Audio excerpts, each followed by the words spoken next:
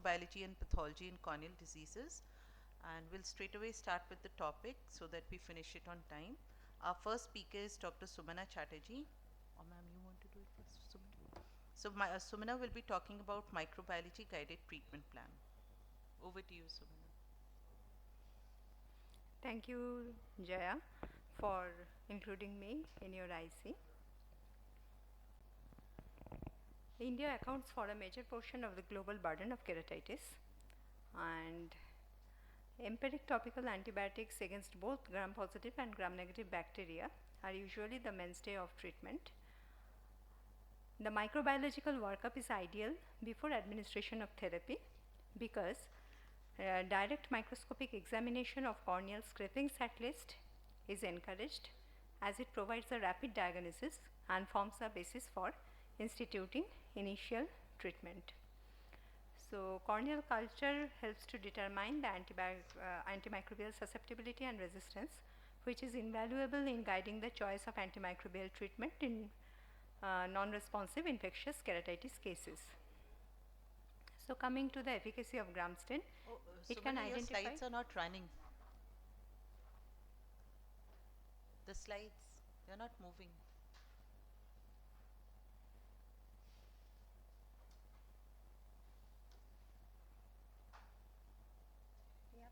Now it has come.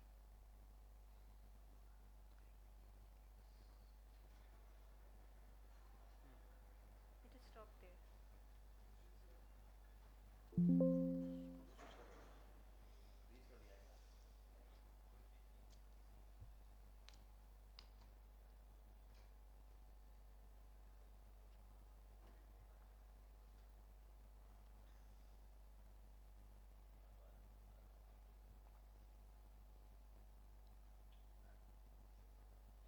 यहाँ पे तो नहीं आ रहा है. It's not. I'm changing. It's not coming here. इसमें थोड़ा.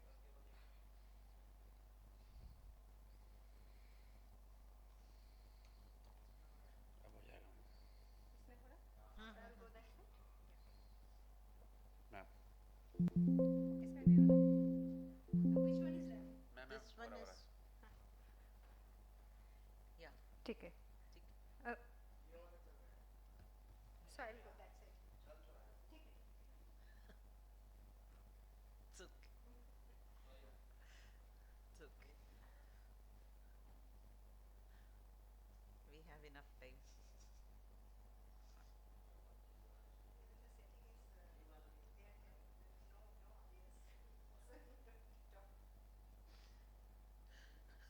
The direct microscopic examination is important because it gives you a rapid diagnosis and the basis for the instituting initial treatment, and the culture is helpful because it determines the antimicrobial susceptibility and resistance.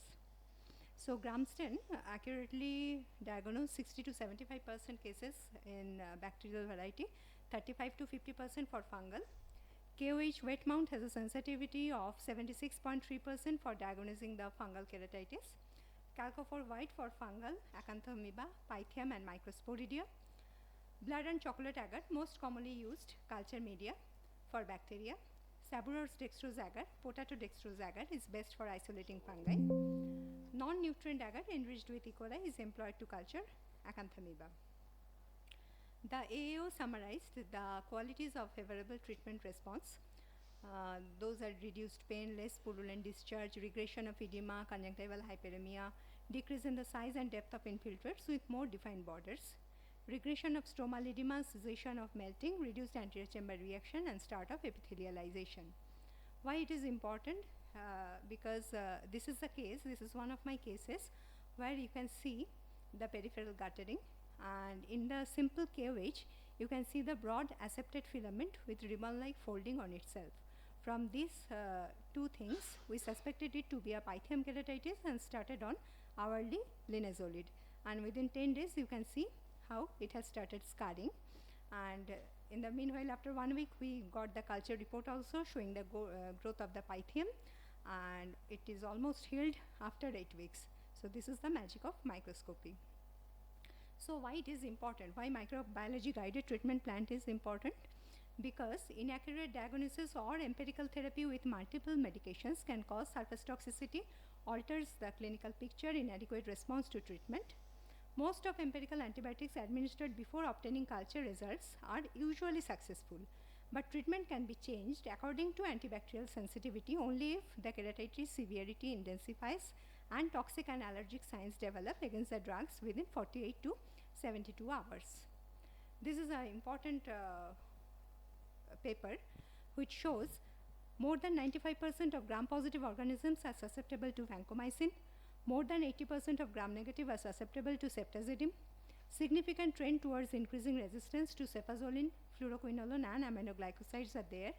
Natamycin is 100% susceptibility for dematicious fungus and candida, and amphotericin B 47.45% susceptibility with brown fungi. So this is from Arvind. This study shows that 38% of corneal scrapings tested negative both on culture and smear, and this culture negative keratitis actually poses a significant problem. So what will we do? We'll do the repeat culture of the ulcer, but antimicrobial therapy has to be stopped at least 24 to 48 hours prior. The additional culture media such as LJ media should be inoculated to include the atypical species. If the repeat culture negative, then we go for the corneal biopsy specimen and histopathologic examination to detect yeast or mold fungi and acanthamoeba in deep ulcers. The alternative advanced options being the ITS gene sequencing, IVCM, NGS, and PCR is an extremely sensitive technique. We all know that it is able to detect single copies of pathogen DNA in complex mixtures, but it yields a high rate of false positives from commensal contaminants or dead bacteria. So etiology of a substantial fraction of culture negative corneal ulcers may be due to unusual or novel microorganisms. The PCR is always complementary to culture and cannot replace the traditional culturing, because there are substantial number of culture positive but PCR negative ulcers. So all PCR results should be judged in a clinical context. So culture enables testing for antibiotic susceptibility and resistance also. We know about the minimum inhibitory concentration, that is the concentration, lowest concentration of an antimicrobial agent in preventing the visible growth. But the problem is, this is determined by the systemic breakpoints instead of ophthalmic breakpoints. It is based on serum concentration of the antimicrobial drug rather than the concentration achieved by topical administration. So a drug to which the organism is reportedly resistant may prove to be effective in resolving the infectious keratitis owing to higher concentration achieved by fortification and frequent instillation. And IK has also shown to worsen while on the drug they are reportedly sensitive. So it is important to interpret the microbiological and antimicrobial susceptibility results alongside with the clinical progress. Patient should remain on the same microbial regime if there is a positive clinical response, even if the microorganism is found to be resistant to the drug. If the IK worsens despite the identified organism is being reported as susceptible to the ongoing antimicrobial agent, it should raise a clinical suspicion of polymicrobial infections such as mixed bacterial and fungal infection. So these are the definitions of multi-drug resistant, extensively drug resistant and pan-drug resistant antimicrobials and these organisms. But still, linezolid is still works for gram-positive bacteria, colistin for multi-drug resistance, Pseudomonas, and imipenem for the gram-negative bacteria. Antifungal susceptibility testing is not very useful because, and it is not necessary actually, because there are some intrinsic resistance to an antifungal agent. So resistance to fluconazole by Aspergillus species and resistance to an antifungal agent after a period of exposure can also develop. Like the amphotericin B susceptible clavispora, they quickly develop resistance while on therapy also. So it doesn't, it is expensive also. It is not very much necessary in our practice. Thank you so much for your patient hearing. It's very nice. Sure.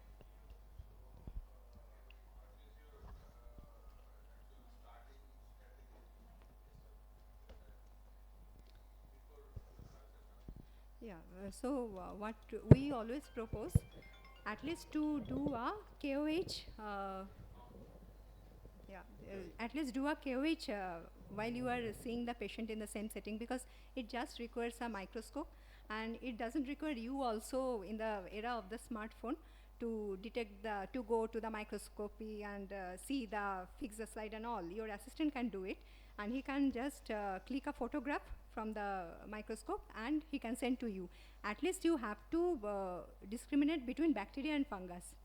Most of the cases I have shown that it can be inconclusive, but if at least you get the filaments, fungal filaments, you are sure that you are dealing with the fungus. And if you cannot see, then you can start on the this 4th generation fluoroquinolone and wait for the results. Yeah. So that those are the empiric thing. Another practical point that I saw, that sometimes that antifungal drugs are not readily available. Huh?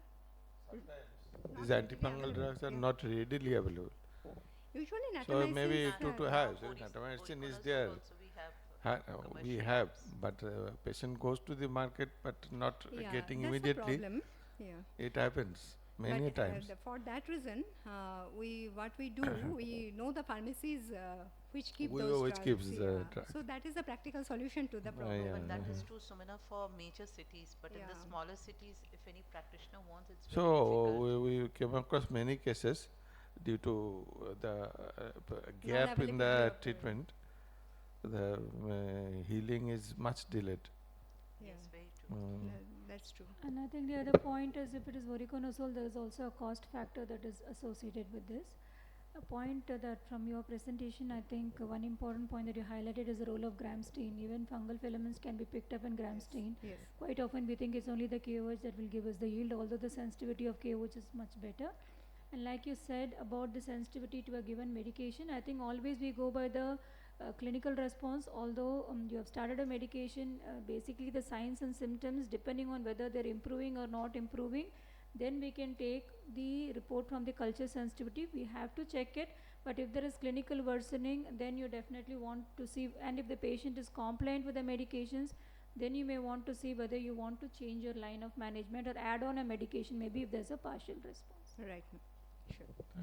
KOH wet mount is very simple to do actually, ma'am. Yeah. Gram staining we may not be able Correct. to do. That KOH is the point, we can because do it in the in clinic. a busy OPD, most of us are not able to go and do the gram stain. So it's dependent on the technician.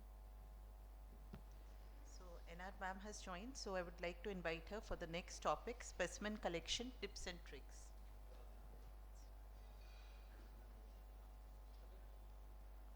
That side is not moving, the slides are not moving.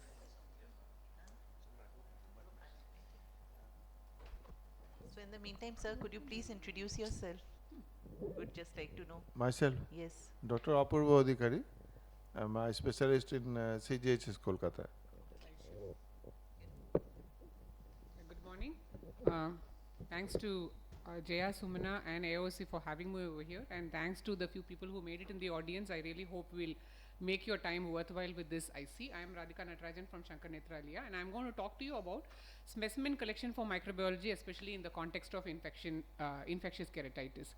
So first comes a conjunctival swab, which is usually not done very much because this testing is not very useful because we are taking it from the exposed ocular surface and not very reliable. However, it is indicated in some situations in hyperacute gonococcal infection, which has become almost obsolete now.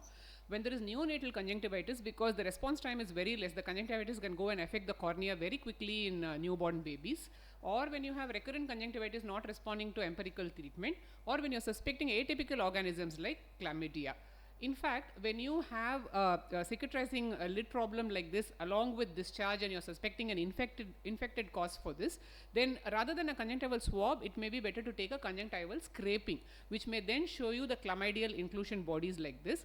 A word of caution over here, when you do the conjunctival scraping, which is a rare test, you have to exclude blood on the slide, because the blood may show up eosinophils on the slide, which may make you think that then you're dealing with an allergic disease of the conjunctiva rather than an infection.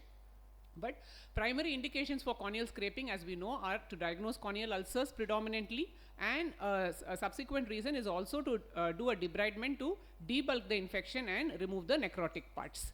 So the steps of corneal scraping include first positioning the patient properly, which is very important, like we discussed in the other hall, because these patients may go in for vasovagal considering that you're touching the bulbar surface and they're already anxious because of their problem and have pain and discomfort. Patient who comes with a corneal ulcer for scraping may have a fall and result in, which can result in then head injury also.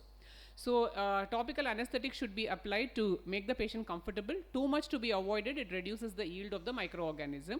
It is paramount to maintain paramount importance to maintain sterility so that you don't contaminate the samples. Even before starting the scraping, it is important to keep the agents ready for distribution and transport of the infected material so that the time to the lab is minimized. So some of the important steps of scraping are shown in this short video. You position the patient properly. You can use a biospeculum if you want. You scrape the leading edge of the ulcer. Here you can see that you have to avoid inoculating the peripheral part to the ulcer, which is the normal cornea. You don't want to seed an extension yourself. A thin smear is made, avoiding clumping as much as possible. And then the plating is done on all the agars in a zigzag or a C-shaped manner. And lastly, you give the inoculation for the liquid media. So collection is done using either a chimera spatula or needle or a blade. You scrape the base and the edge of the ulcer, avoiding contact with the lids and lashes to avoid contamination.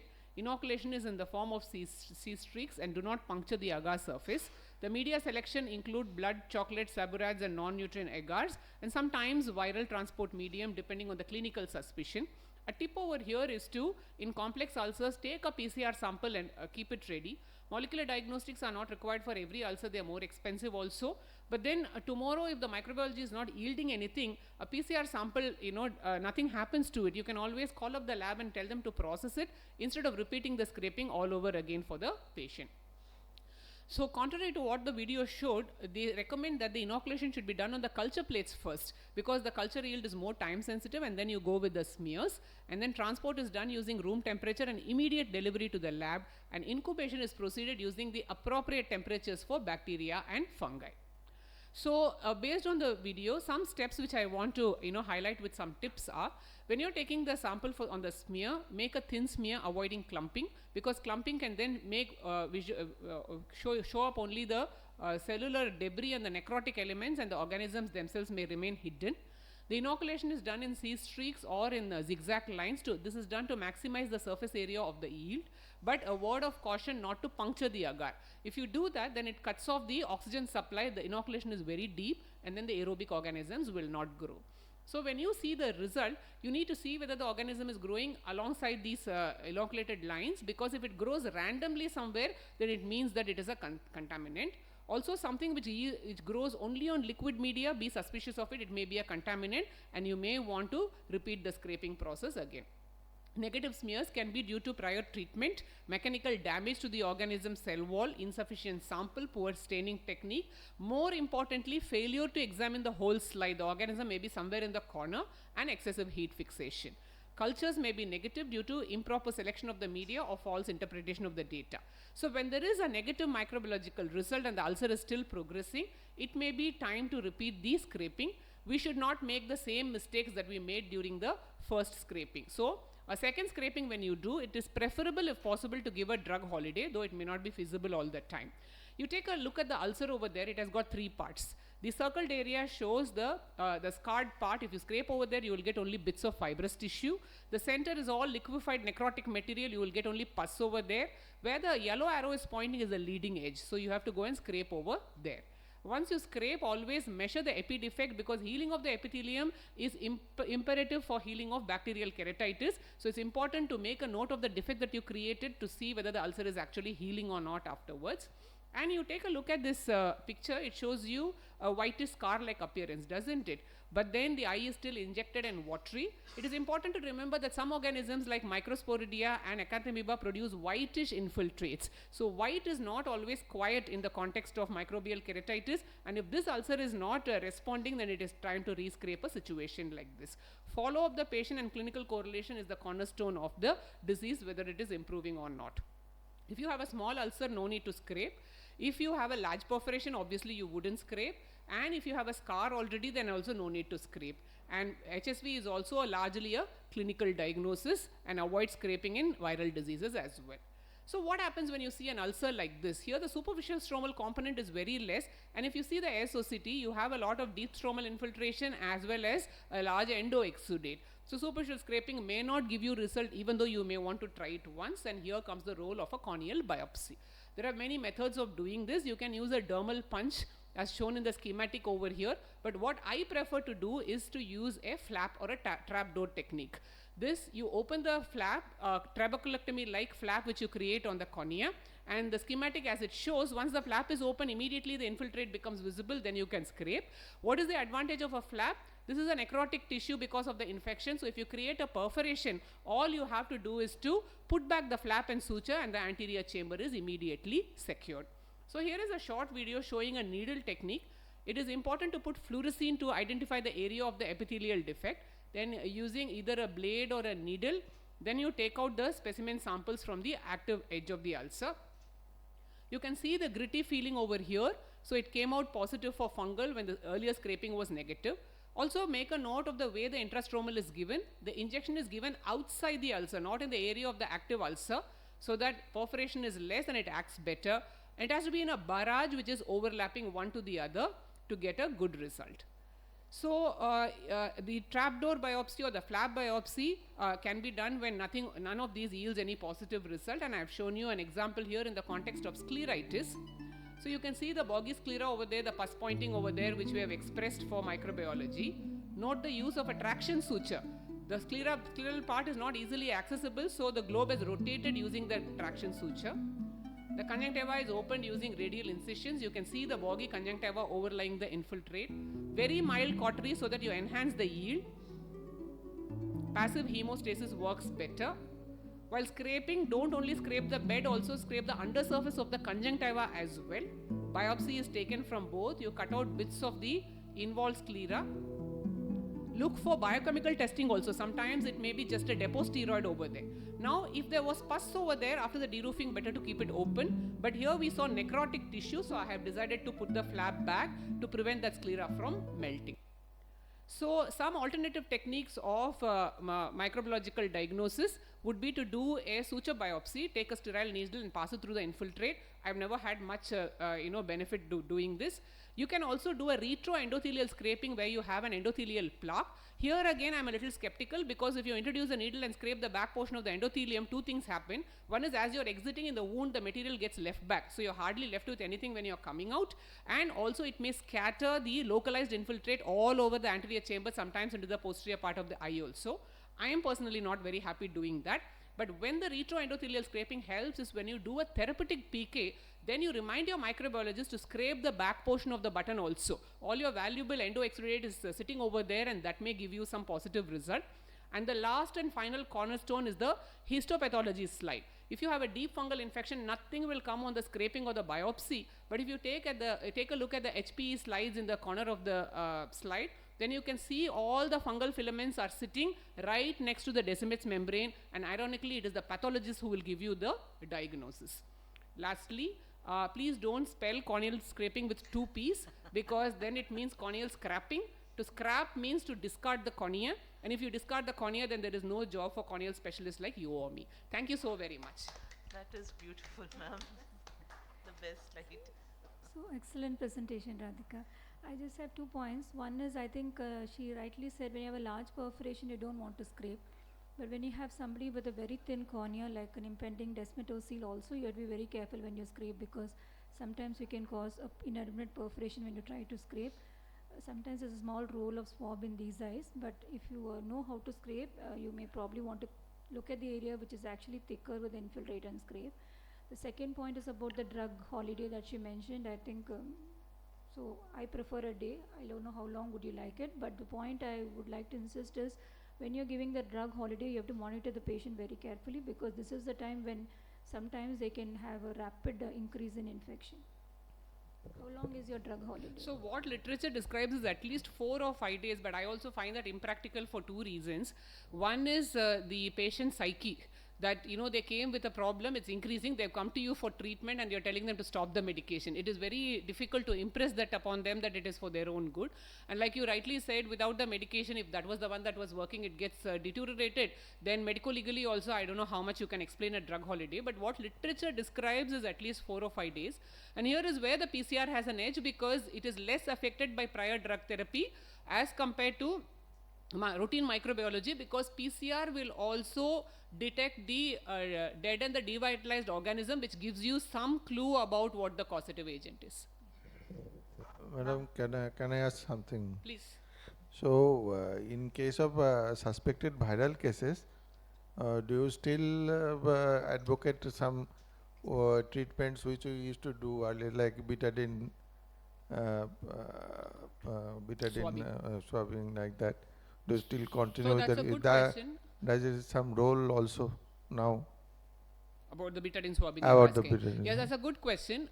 Regarding the topic of the presentation, to reiterate, for viral keratitis is largely a clinical suspicion, so we won't do scraping.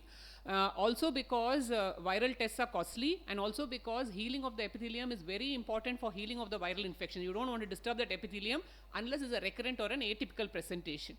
Regarding your question about betadine swabbing, betadine is a disinfectant. Povidone, and betadine are disinfectants. So they work on the principle of contact sterilization. It will treat where it touches. It has no penetration whatsoever. So betadine swabbing is indicated for even in viral infections or bacterial infections which are very superficial.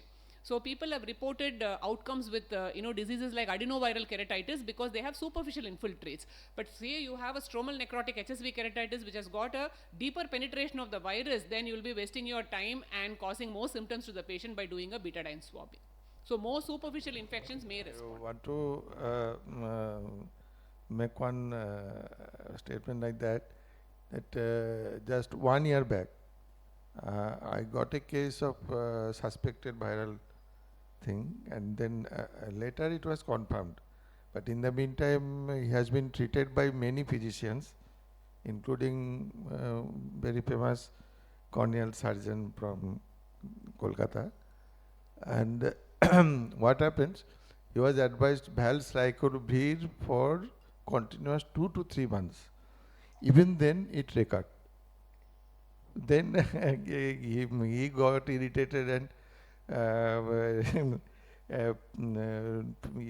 do not want to treat more. So then again he went to someone who prescribed some topical drops, and then it is healed. But it again recurred. Patient is yes, diabetic, controlled. So it is not even now it is recurred, and patient is having glaucoma. So it is more than a year. It is continuous recurring in nature. Even patient first getting vancyclovir, then vancyclovir systemically for 2 to 3 months. Even then it is recurring. Sometimes what to do? But we are puzzled. This is a VIP, ex-VIP also. So I think this particular question is slightly outside the scope of this particular that is I'll answer very quickly and then we'll take the discussion outside this room. So there are a lot of gaps when we treat viral keratitis. So it's not about us giving the medication and then they come back with a recurrence. It doesn't always mean that it is a resistant virus. So even though viral resistance is possible because the thymidine kinase drugs can develop resistance in the virus, but whether the treatment has started and whether the patient is actually continuing with the treatment in the treatment dose to begin with for 3 weeks and then the prophylactic dose for months together after that needs to be actually monitored by the patient and the physician with proper follow-ups. Otherwise, compliance is very, very important because viral resistance is quite rare. But if everything is excluded, then we need to think in terms of viral resistance, for which we don't have non-thymidine kinase related medication in the clinical practice as yet, but it is there in the research horizon. So over to RR ma'am, she'll be talking on diagnostic and histopathologic correlation. Good morning everybody. Thanks to Jaya, Sumana and Radhika Nevers for having me here. So today I'll be doing this topic from a totally different perspective on the role of histopathology in diagnosing microbial keratitis. So for any infective keratitis, we know microbiology is the definitive modality of treatment, whether it's scraping or definitive modality of investigation, whether it's scraping or culture or PCR. There is a definite role of histopathology in certain cases, but is more important for more importantly for complementing the clinical diagnosis, because it does have limitations like how we saw microbiology also has some limitations. So what does it actually identify? It can, in infectious etiology, it can tell you whether we are dealing with fungus, acanthamoeba, nocardia sometimes, and it also gives you the cytology of the cells in terms of inflammatory cells, eosinophils, malignant cells, and therefore for these two reasons, histopathology does have a little bit role to play. So what are the types of staining that we are looking at? It can either be a H&E stain, it can be a PA stain, or it can be a GMS trichrome stain. And what does each of these tell us? In the H&E stain, you see the morphological components of the disease, like the inflammatory cells, eosinophils, like Radhika said, the inclusion bodies, or the malignant cells. So the sensitivity as far as identifying infective organism is a little bit less with H&E stain. If you look at the PA stain, as you can see, it can identify most of the layers of the cornea, but it will also help you to identify candida and sometimes the yeast with a better sensitivity than H&E stain. So most of the times it is the GMS trichrome stain that is actually giving us a little bit more information in terms of fungus, acanthamoeba cyst, or nocardia, and has a reasonably good sensitivity.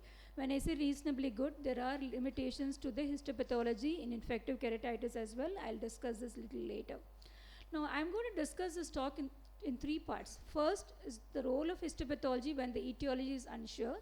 So here is a patient who has had 2 TPKs done elsewhere. Patient has been scraped, the button is negative, has been referred here to me for opinion about the recurrence of the disease. So we looked for everything, including we did a repeat scraping and we did not find Pythium or any unusual organisms. He is due for TPK, and therefore in this patient I would like to subject this specimen to histopathology along with microbiology. So what about this one? When you're really unsure if you're dealing with an infection or an inflammation. So this is a 50-year-old patient who had an scleritis for over 4 months. Systemic investigation was negative. There was no history of trauma or surgery. So she was started on massive immunosuppressives and steroids, thinking that it is a non-infective scleritis. She responded initially, but she continued to worsen and she was in severe pain. And so we decided to do a biopsy. The steps of biopsy Radhika has already alluded to, but 2 important things in addition to what she said. Please do not cause excessive cautery during the biopsy, and do not crush your tissue, because that will cause loss of the organism. As you can see here, H&E stain and GMS is telling you beautifully that this is a filamentous fungi. The KOH and PCR, everything showed that it was fusarium, and this patient was started on topical and oral antifungals, and she responded to treatment over a period of time. So the message here, when you're unsure whether it's an inflammatory etiology or infective pathology, please do a biopsy and send the sample for histopathology as well. Now this is another case where we were unsure of the etiology. This is a young girl, not immunocompromised, has developed severe conjunctival and scleral inflammation. Her QTB was positive. All her systemic investigations for including collagen disorders were negative, and she was started on ATT by her TB pulmonologist, and subsequently she stopped it because of the toxicity. She continued to worsen. That was when she was referred here for a biopsy. Again, it's important to remember she also this time had ACSS and some vitreous involvement. So whenever you see tissue sample that is involved, it's important to include all the tissue in your biopsy. While the histopathology only showed inflammatory cells and the scraping did not reveal any organism, it is the PCR from the AC tab. So the scleral biopsy was negative both histopathologically and in microbiology. It is thus the PCR that showed us that she had MTB. As you can see here, what did the histopathology tell? At least it ruled out that it was not a masquerade. It said this is inflammatory, it is not a malignancy, and therefore look for other infective pathology or other reasons for this problem. So it can help you to distinguish sometimes when you have a difficulty if you're dealing with a masquerade. Now let's look at this. This is an unusual presentation. Patient has been scraped elsewhere, has KOH positive, and somebody said gram-negative bacilli continued to worsen and was referred here. We thought it was pythium. We did TPK, had a bad recurrence, subsequent to which when we looked at the button, like I said, one of the earlier indications, everything showed that it was pythium, including the smear, the culture, the GMS, the blood agar, chocolate agar, and the PCR as well. In fact, this patient after 2 TPKs has responded to treatment with no recurrences, but as you can see, the histopathology is also showing some broken filaments, suggesting that this could be pythium. So sometimes it can give you diagnosis of the organism to some extent. Now I'm going to discuss a second part where I'm going to discuss cases where histopathology helped me with the diagnosis of infection. So this is a middle-aged lady with bilateral recurrent uveitis, not immunocompromised, all investigations negative systemically as well, HSV negative, everything negative, but she continued to have inflammation and she was on massive immunosuppression. Again, history is really very, very important in these patients. So she was on steroids and immunosuppressives, and one night DSEC was done. Again, she had multiple rejections, and therefore again her immunosuppressive medications were hiked up. After a couple of years, this other eye also presented like this. As you can see, we saw some epithelial changes and subepithelial changes. So we decided to do a PK instead of a lamellar graft in this patient. And as you can see, the histopathology showed this was an infective keratitis with candida. And if we go back and take the history, this lady was massively immunosuppressed, and therefore this was a crystalline keratopathy of the cornea. While the other eye button that was done 2 years earlier did not show any evidence of infection. So there are few reports in literature about candida as an etiology of infective keratitis. Remember that this does not cause so much inflammation like you see in other infection, and these eyes will have localized, the organism tends to get sequestrated inside the lamellar pockets and can thrive there for a very long period of time. And again, the other subspecies have also been noted to cause infective scleritis, but it's more virulent in candida as in other organisms. So please take a good history and make sure that you've excluded all the possibilities, especially in immunocompromised patients. Now let's look at the second case. This is a young boy with xeroderma pigmentosa who was on steroids on and off for recurrent surface inflammation and came with increased history of redness over the last 2 weeks. Again, he was on anti-glaucoma medications. So when we saw him, the right eye had a scar, but left eye, you see there are two components to the problem. You see hyperrefractive areas of deposits in the cornea, and then there is a leading edge which has a fimbriated edge. So as we were unsure of whether we are dealing just with a tumor or a combined tumor and infection, imaging did not contribute anything beyond the epithelial hyperreflectivity. So we went ahead and scraped this, and we also, because he had a compromised limbus, we decided to go ahead and put an amniotic membrane graft, subsequent to which the patient settled down. Here is where the PIs did show inclusion bodies, and actually the H&E showed some dysplastic cells. So here is a boy who had both components of the disease. He had dysplasia because he was having xeroderma, and he also, because he was on and off on steroids, he probably had inclusion bodies suggesting histoplasmosis, and we had to treat this patient with antifungals for some time, and then we switched over to topical interferon. So this is the post-op of almost 4 years, and this patient has not had a recurrence of both the inflammation and the tumor component as well, infection and tumor component as well. If you look at literature, there is only one case report of histoplasma keratitis in an immunocompetent patient, and no report on a coexisting pathology like what we have seen. So now let's look at case 3. This is something that we might be seeing in our practice. This is a patient who has been scraped for, who has been treated for HSV, fungus, everything. Most likely diagnosis is microsporidia. That is what the smear showed us. And also if you look at the histopathology, you see that it does show that there is a possibility of nocardia. So you really you want to be sure when you're dealing with these eyes. Sometimes there is a definite role of microbiology and pathology, especially when you're dealing with unusual infections like this. Now let's look at the fourth case. This is something that I learned from this case. So a patient who has had pterygium very long ago. We don't have the details of the case history of this patient about the type of surgery. Systemic history was negative, but presented with recurrent episodes of inflammation over the last 1 year, and therefore all the blood investigations for collagen disorder was done and it was negative.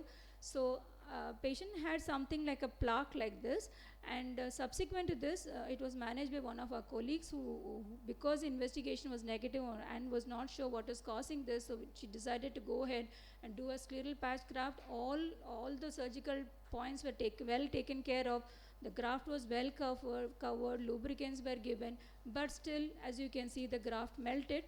At this point of time, the patient was referred to me for second opinion. We did scraping, which was negative, so we decided to go ahead and replace the graft. At this point of time, histopathology showed that there were plenty of fungal filaments, and microbiology continued to be negative. So when we went back and checked literature, there are a few reports like this where radiation has been done following pterygium excision, where these eyes develop a plaque over the years that remains indolent. When they develop a little bit of infection, they throw up some inflammation. So when you see something like this, the first thing you want to do is scrape these eyes and see if you're getting any organism. And if you see the organism, treat the organism, make sure there is no infection, and then you can take care of the plaque, in which case the melting of the graft is going to be less. My last case is that of a patient, that of two patients that I co-managed with Dr. Mamta.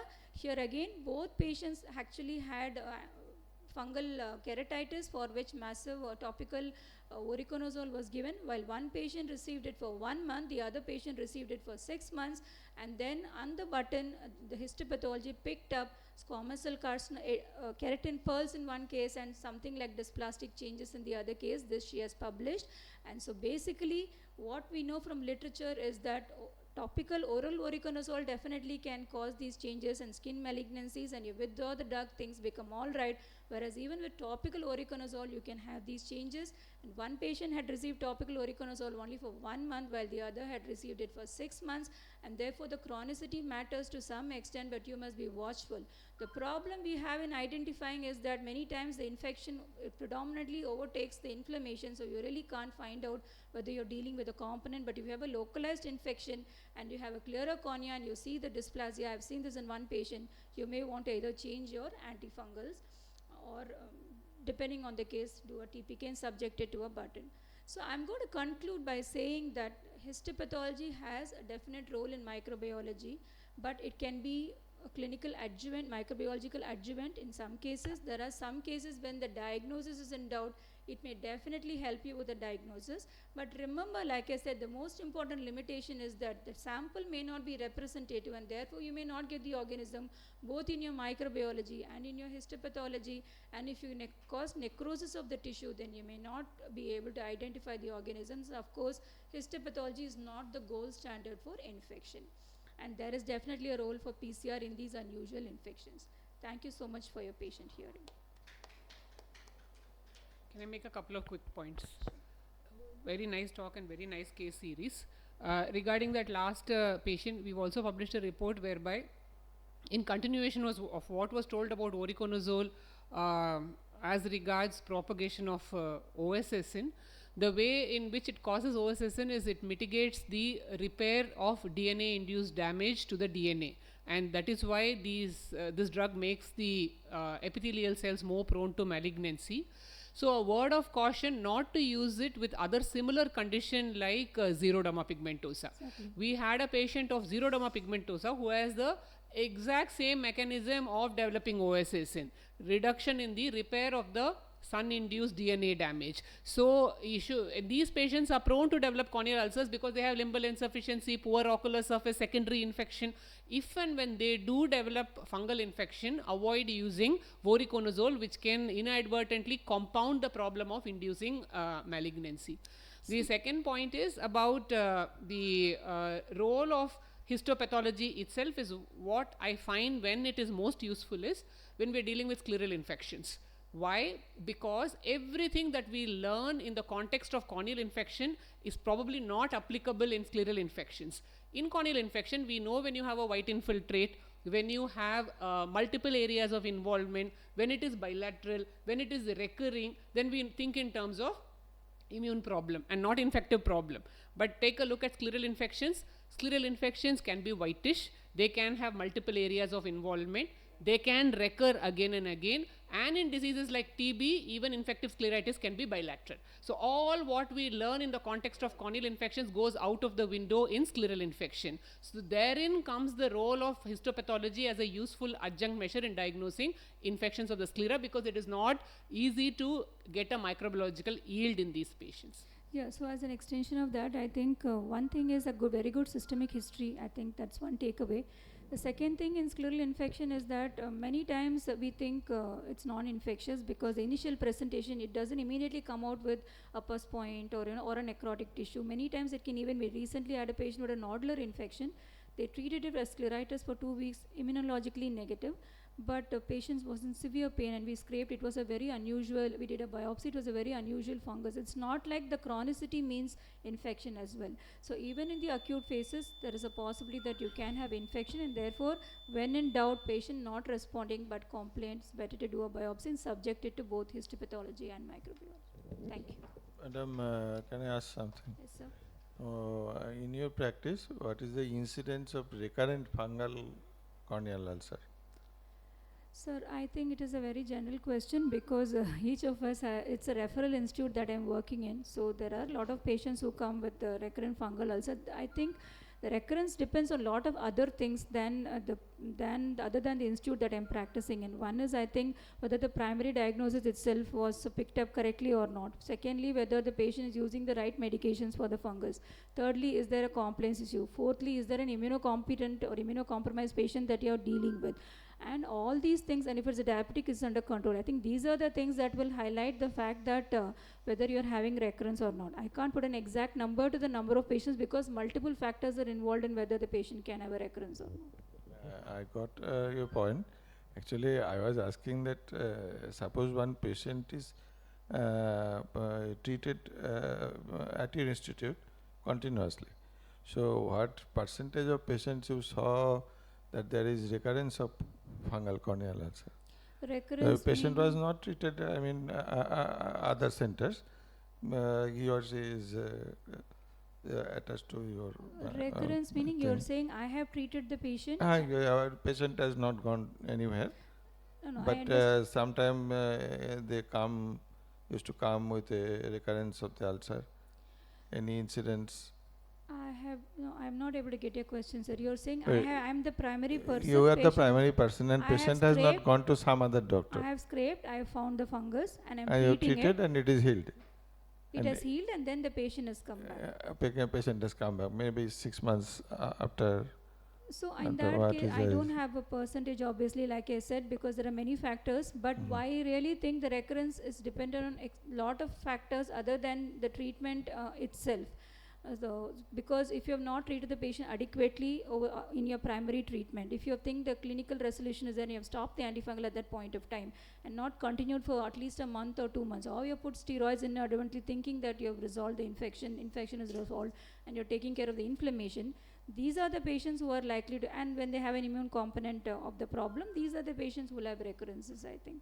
So I think it depends more on for what is the cause of the recurrence. I really don't have an exact number to that. Also, if the patient is having diabetes mellitus, do treatment more than 2 months or something? No, at a stretch. For all our patients with infective keratitis, we check the SAC, we do the sugar levels at the time of scraping itself. So they will have to continue their anti-diabetic medications, and more than the topical itself, I would like the disease to be under control at the time of my treatment so that there is no recurrence. Thank you. Thank you.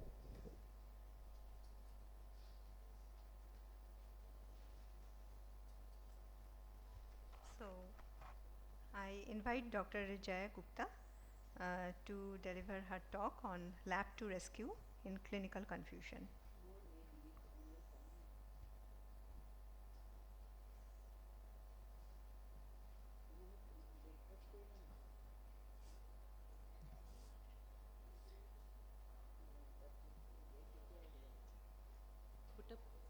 Put up the slides.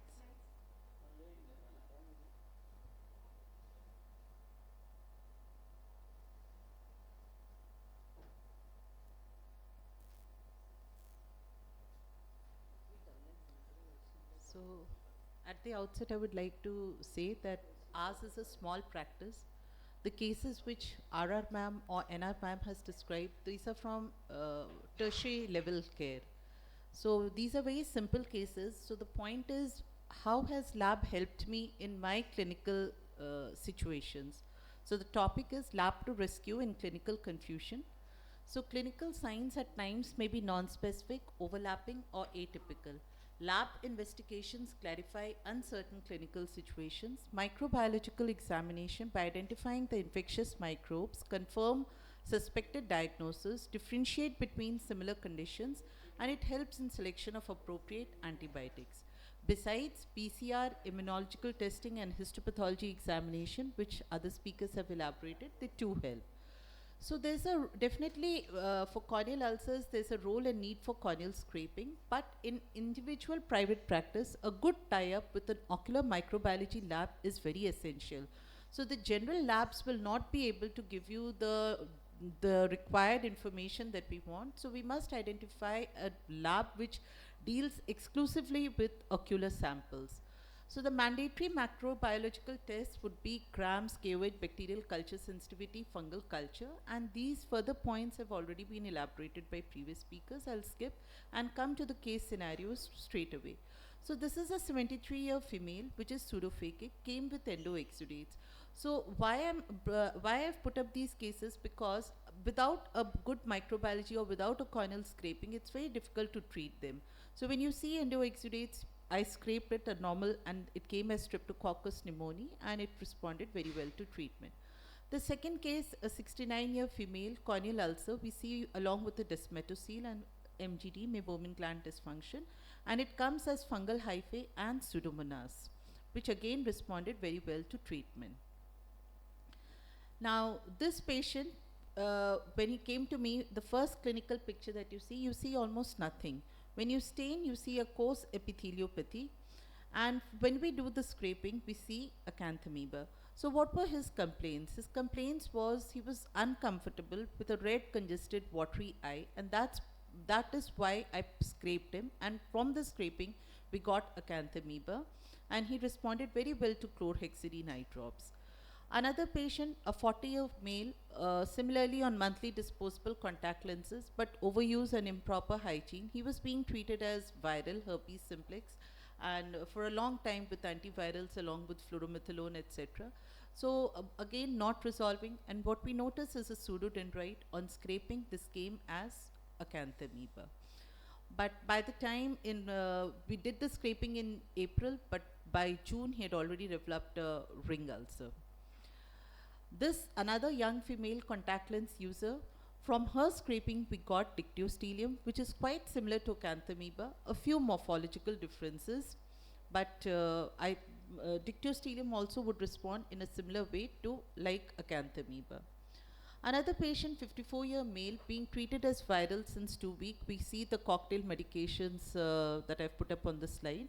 And when it's got a coarse stuck-on SPKs. When we scrape, we see it to be microsporidia.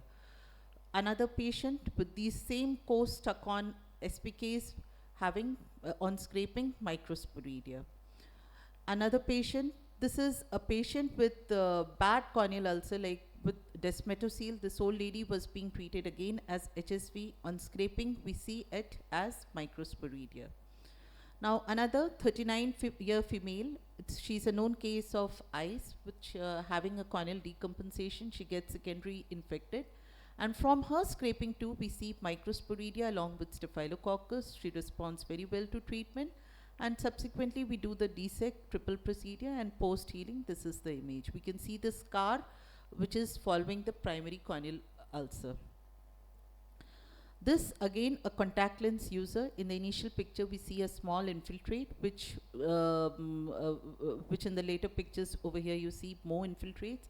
Monthly disposable contact lens. Third day he says it's a new blister pack, and that's the third day of his use. And on scraping again fungal hyphae, which again after treatment responds very well. This is a laborer working at the construction site, and we see just endoexudates. Endoexudates, you'll think that probably it can be fungal, but on scraping, It was not scraping. From the AC wash, we isolated nocardia. This, a 45-year male with a vague history of bee sting injury 3 weeks back, was on topical steroids and ointment, which was prescribed elsewhere. There was no improvement. The patient went further to Chitrakoot. It was continued the same. Again, no improvement. He was advised AC wash over there, but he did not undergo the procedure there. He came back to us in Delhi. When we see him, it's a dense endoexudates with a hypopion and a fibrinous membrane over the lens. There's no epithelial defect, so we go ahead with AC tap, and from the AC tap we get fungal hyphae, and it responds well to vancomycin voriconazole. This is post-refractive surgery, LASIK done 7 days back. The patient comes with this picture, external picture and the clinical Slitlamp picture. Another patient who has undergone PRK on different days. These are not patients from the same day. Another patient who's undergone photorefract PRK, and this is the day 8 picture when he comes with this epithelial lesion in the right eye and the left eye. Okay. From scraping, we get Pseudomonas, which is sensitive only to colistin and Tazopact, and this too responds very well to treatment, both the patients. Now, a 68-year female who has undergone DSEC in December 2024, she comes in June with these interface infiltrates. From the surface scraping itself, we get Candida, and it responds to antifungal treatment. This 82-year male who undergoes DSEC in September 2019, and I see him in the early part of November 2019, which is clear. But towards the later part of November, he comes with this exudate and a hypopion. Ultrasound, there's an endophthalmitis, and from the vitreous tap, we see Candida. Now, this is a very recent picture of a boy who underwent optical PK 6 years back, but he was using Predfort once a day, but that he was using the vial which was open more than a month. The vial is more than a month old. He's got these multiple infiltrates. One would think, looking at the multiple infiltrates again of fungus, but from the corneal scraping we get Klebsiella, and we see in the later pictures after putting him on treatment he has responded. Few therapeutic PKs where there's a young male, large perforated corneal ulcer. From the corneal button we get Aspergillus flavus.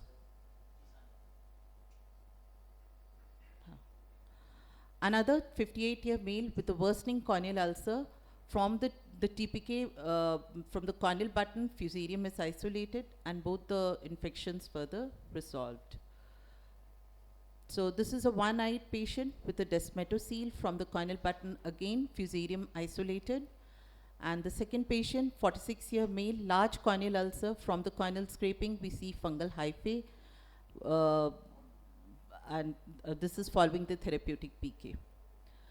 Another situation where lab would help is differentiating between the etiology of blepharitis. Blepharitis can be staphylococcal. It can be, there's another entity which is called as Demodex, where we see these cylindrical cuff around the lash follicles.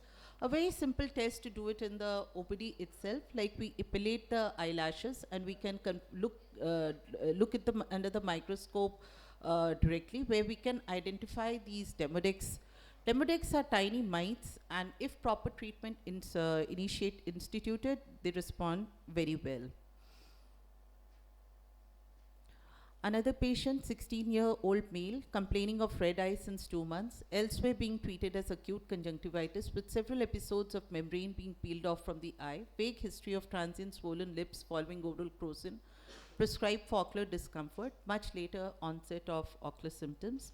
So he has been on oral Acivir, Elpred, Cysteine Ultra, Gentil Gel, Ribupamide, etc. On slit lamp examination, we notice very dry ocular surface with dense filaments and a corneal surface. This picture is a little dark, but the epithelial, there was a lot of SPKs and filaments noted. So we couldn't decide what was causing this dryness in this patient. So we did this Epstein-Barr virus test, looking for the IgG and IgM, and we found that to be raised. This was during the COVID times. So the key questions over here was it adenoviral keratoconjunctivitis sequelae, or it was an atypical SJS, or an Epstein-Barr virus dacryoadenitis? So here the immunology helped us in identifying the real reason. And my last case is of an 18-year female who has keratoconus, who has undergone both eye cross-linking in 2018. The routine post-op medications were given, moxifloxacin along with tear substitutes, day 1, BCL on, and we see an healing epithelial defect. 5 days later, the patient comes with these peripheral infiltrates, which is there in both the eyes. There's no overlying epithelial defect. Microbiology workup is done, including the bandage contact lens. And we put the patient empirically on all the possible antibiotic drops, and that's the picture. So differential diagnosis at this point was whether it's peripheral sterile infiltrates or it's a post-cross-linking infectious keratitis. So this is on gram stain, where we see the spores cyst on KOH and few gram variable bacilli, but no pus cells. So what is there on culture? I'll just show you. These are the ASO3 pictures. On culture, we see it's a dematiaceous fungus. But the question is, these are the serial pictures that I've put. The question here is that, and the patient responded, but the question here is this clinical picture consistent with fungal keratitis? Because initially we had started topical steroids for the patient, but that was withdrawn. Topical antifungals prescribed, but actually the patient improved with low-dose topical steroids, which was added. So lab investigations need to correlate with clinical and other investigative findings. So sometimes the lab is for rescue, and sometimes we also need to put our own brains to think whether it's actually what is being reported. Thank you.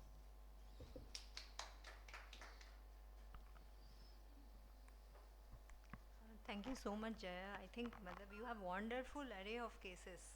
It's beautiful to see so much cases in private practice, and most of it you have treated successfully. Congratulations for that. Thank you. Thank you. So I think, Jaya, excellent collection of cases. I have only 2 points to add. One is, I think you showed some case of acanthamoeba with the contact lens use. So I think it's equally important while you do the scraping to also culture the contact lens and see if you're getting organism, because sometimes you may get better yield with the contact lens, and that will, and an earlier yield with the contact lens compared to the scraping. So that might give you a clue to the diagnosis. And the point about the last case,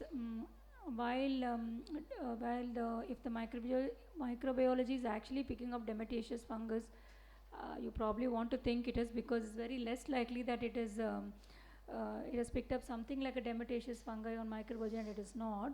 But your clinical picture, you have a little bit of those immune lucid intervals, so possibly looks like immune mediated disease. I'm not too sure. I've not seen the patient, but I've not heard of any case where they found dematiaceous fungi but it behaved differently, because usually very virulent. Unless you treat it, it's not going to go away. One word of caution about post-CXL eyes is that you must remember these eyes are at risk of infection because they are on steroids for a long period of time, and they have compromised surface with vernal, and sometimes we are not treating, and they can have SPKs or other things that can compound to the problem. And then on top of it, many of us put contact lenses on these eyes, which and they have bad lids, so if there is an organism sitting in the lid, it can get sequestrated. And to compound this, you add steroids also in the post-operative period, sometimes without the epithelium healing. So these eyes, I think it's better to make sure the surface inflammation is completely taken care of, and there is no surface compromise. And sometimes even putting them on pre-op antibiotic if these patients are at risk might actually help. We also have a series. While I had a patient with bacterial staphylococcus, there were few patients in our institute who were referred for fungus as well, and one required therapeutic also. So you have to be very careful because these are reasonably well sighted eyes, and you don't want to lose these eyes to infection. Thank you. Are there any questions from the audience?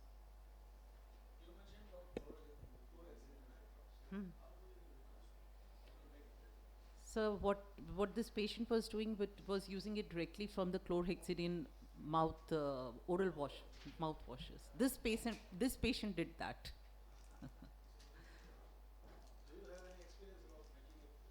Yes, you can dilute it. We've in the second patient also, like the first patient did it. The first patient we did that. That was long back. But in the second patient also we did the same thing. But in Delhi we have access to Shroff Charity Eye Hospital where we can get PHMB eye drops made, even chlorhexidine. So now it's much more convenient for us. But when it was not easily available, we were using the mouthwashes. Directly. Any role of contact lens solution to dilute or something? No, never. No. We've never done that. Oh. No, that's never a option. Never the option. No. So when RR ma'am said about the contact lens patients, sometimes these patients, they have themselves thrown away the contact lenses. And we've even had patients in, like in my practice, brides coming straight from the mandap because what the beauty salons are doing, they are putting those colored lenses in the eye to match their outfit. And we've got patients like that with contact lens keratitis. So if So there they are just throw off the lenses the moment they have a problem. So you don't access to the lenses are sometimes not there. Yes, we can call it Yeah. a wrap then. yes. And, So come. no questions. So we can wrap this session. Thank you so Thank you. much, all Thank the you. attendees. Thank you. Thank you. And we can just take a